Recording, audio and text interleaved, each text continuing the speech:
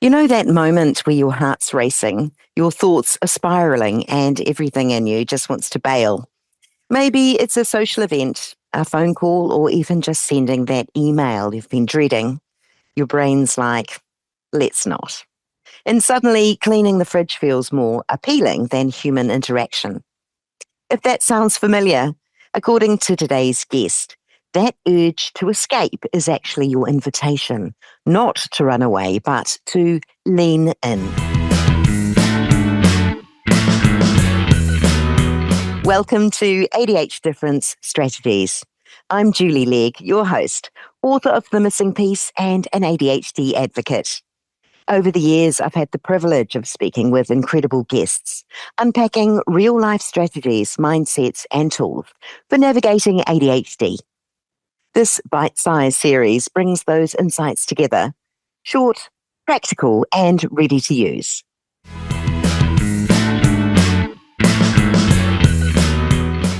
There's a perspective I explored with Dr. Jack Hinman on the ADHDifference podcast that really challenged the way many of us think about anxiety.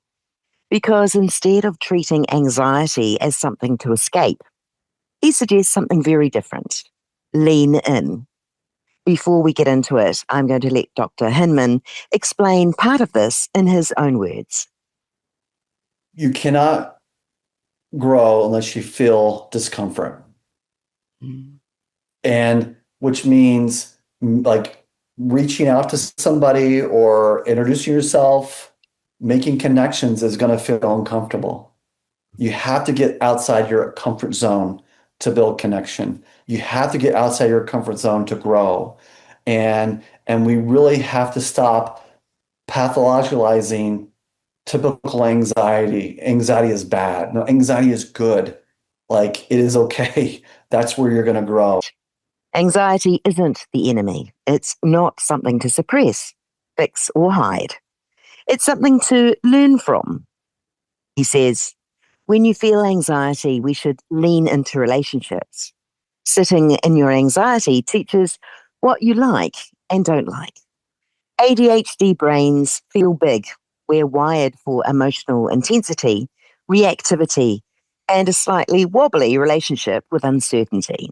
So when anxiety shows up, and it will, it's no surprise our instinct is to shut down, self-isolate, or ghost the world until the storm passes. But here's the thing. Avoidance feels good short term, but it steals our growth long term. Anxiety actually has something to say. It can reveal boundaries, desires, discomforts, and values. It can show us what matters.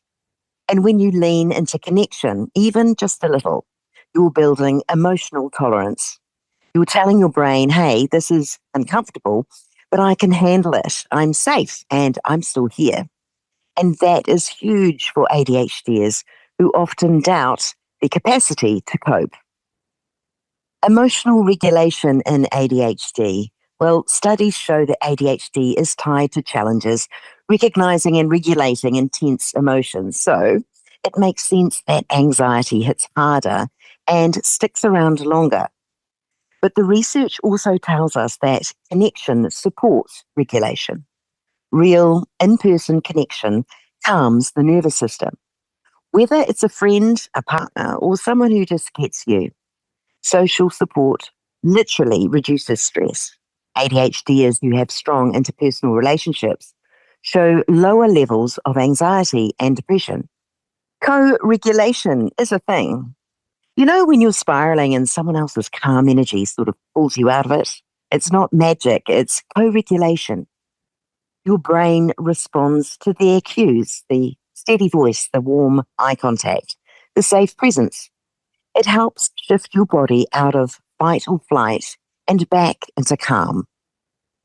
The bottom line is ADHDers often struggle with self-soothing, but co-regulation gives us another way, a better way. When is the right time to lean in?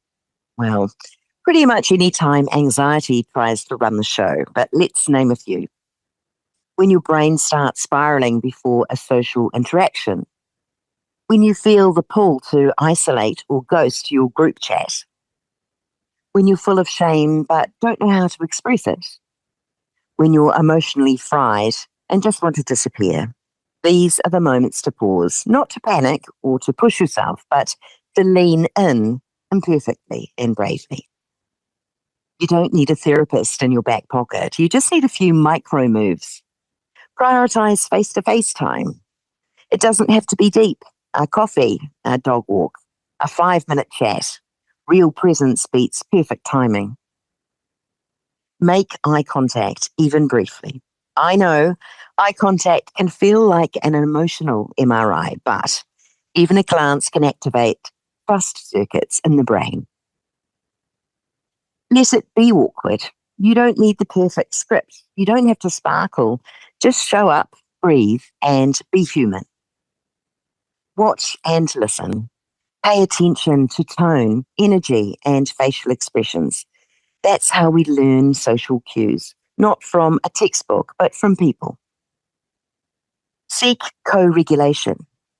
When you feel dysregulated, borrow someone else's calm. That might be a friend, a partner, a pet, even a podcast host. Dr. Jack Hinman puts it beautifully. He says you cannot grow unless you feel discomfort. And that doesn't mean pushing through panic or ignoring your limits. It means recognizing anxiety as part of the process and choosing connection over escape. So the next time anxiety whispers, maybe just pause instead, breathe, reach out and remind yourself, I can feel this and still be okay. Connection is the strategy and presence is the power.